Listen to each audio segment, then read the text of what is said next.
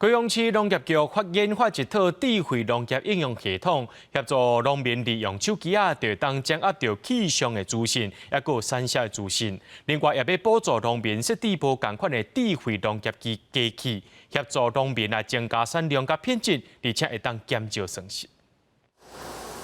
手机拍开，荧幕显示温室、湿度、温度等等资讯，农民人不管伫倒位，连面掌握农作物的生长。伫大树种豆菜农民，伊伫去年引进豆菜栽培系统，因为湿度、温度、氧气拢会影响豆菜生长。即摆有这个系统，用手机就会当自由控制，拿大大提升豆菜品质，产量嘛真稳定。这套系统之前，阮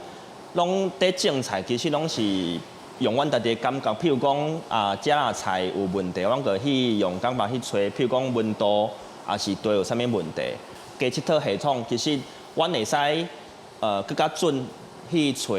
问题到底是伫对。智慧农业是未来趋势，高雄市农业局嘛用补助来鼓励农民建立智慧农业系统，厂商会针对无界农作物去设计，包括有检测土壤湿度、深度，佮有自动压水机、喷药车等等，协助农民知影农作物生长的状况，减少农损。用发展智慧农业已经有3年的时间，阮透过补助农民来进行暗场的设立，总共有70个暗场，640公顷已经完成。